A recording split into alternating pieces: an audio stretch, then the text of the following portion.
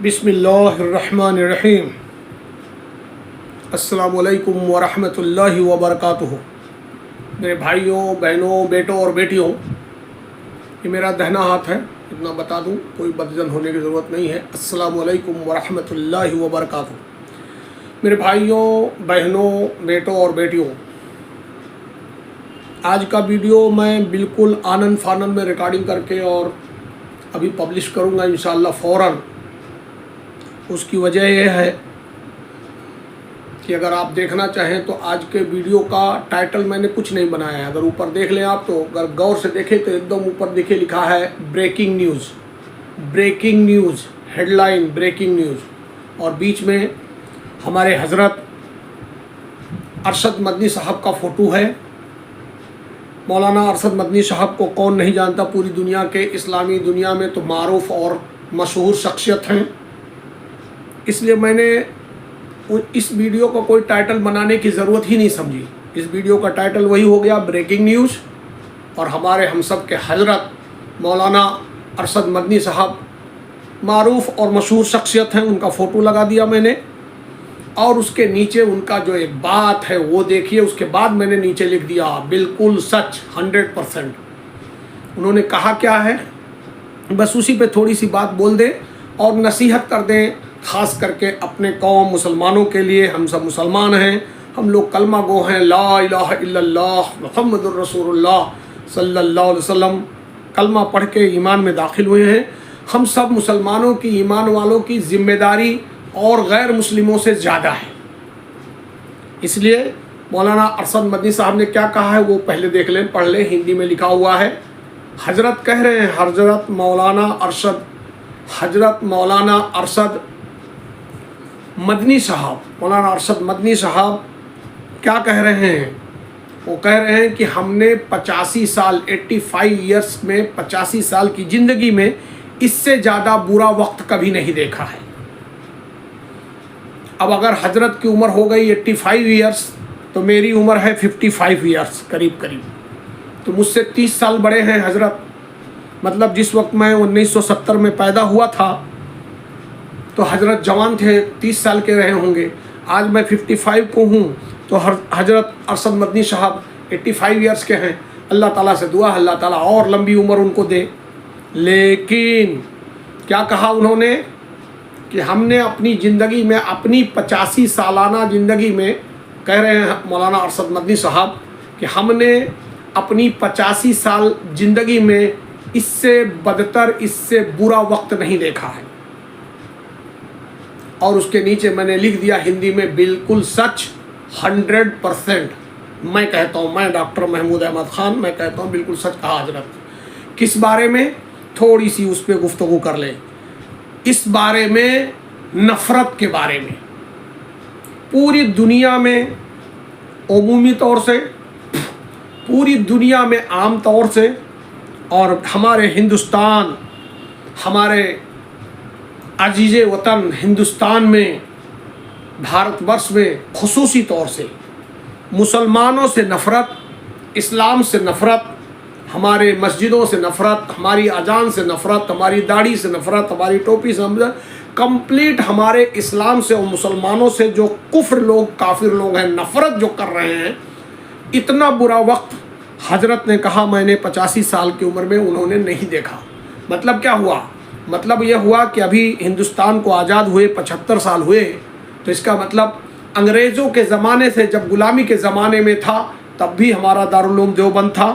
वो तो पौने 200 साल पुराना मदरसा है। लिहाजा अंग्रेज़ों के ज़माने का 10 साल हजरत की ज़िंदगी का, हजरत मौलाना अरशद मदनी साहब के ज़िंदगी का, अंग्रेज़ों का ज़माना 10 साल। मान लीजिए 5 साल छोटे होता है बच्चा, लेकिन 5 साल के बाद थोड़ा होशियार हो जाता है। तो अंग्रेज़ों का ज़माना भी उन्होंने 10 साल देखा, और 75 साल आज़ादी का भी ज़माना देखा।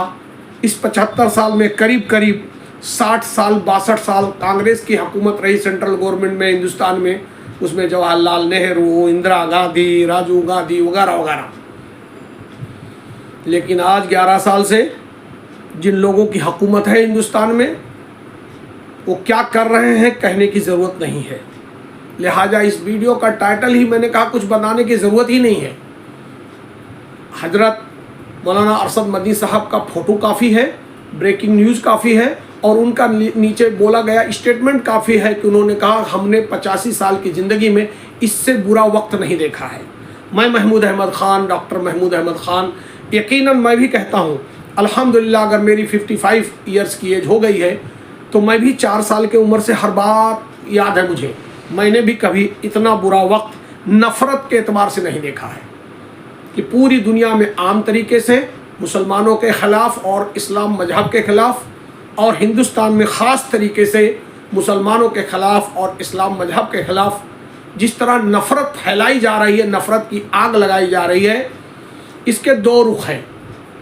एक रुख तो ये है ला इलाहा इल्लल्लाह, अल्लाह की ज़मीन, अल्लाह का आसमान, अल्लाह का कानून, किसी की माई ने दूध नहीं पिलाई है कि इस नफ़रत को कितना भी घोल दें इस्लाम को कोई नुकसान पहुंचा पाएंगे, ये हो ही नहीं सकता।